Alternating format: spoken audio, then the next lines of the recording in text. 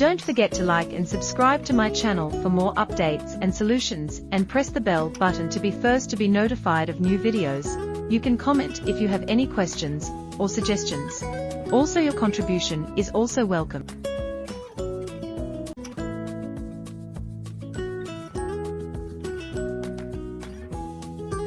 Thank you for watching. I can unlock any of your device remotely if supported. Contact me for any phone services or server credit purchases and activations of tools license. My Facebook page is JWorldTechie if you want to reach out to me.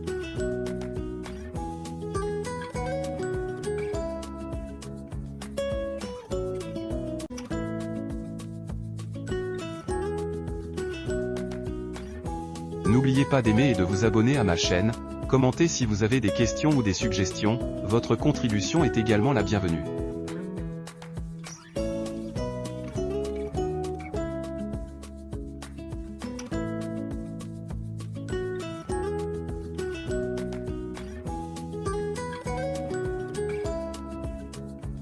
Don't forget to like and subscribe to my channel for more updates and solutions, and press the bell button to be first to be notified of new videos.